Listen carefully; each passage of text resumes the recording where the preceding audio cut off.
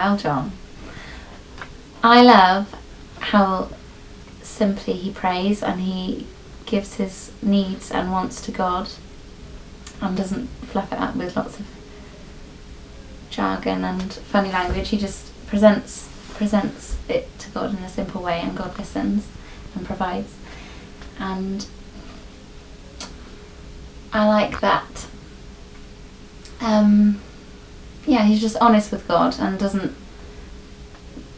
have to make it amazing, because God knows what we're thinking anyway, so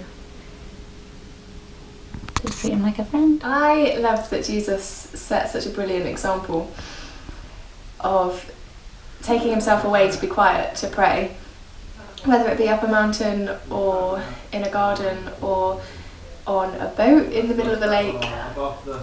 I think we can really learn from that, and I'm normally quite quick to pray while I'm doing something like driving, and I need to learn to just sit and be quiet in God's presence.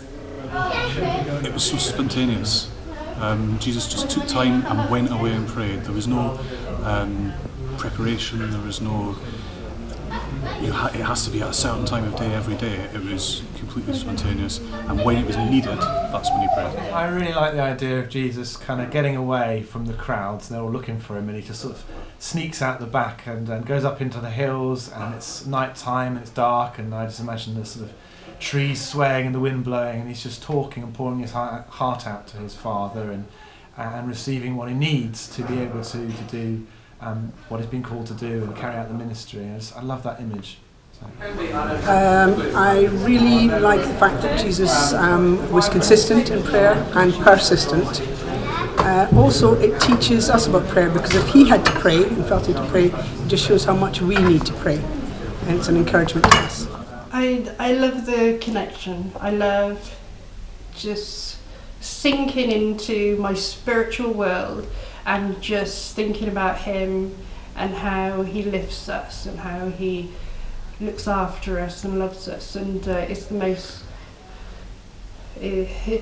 wonderful place you can be, for me, I think,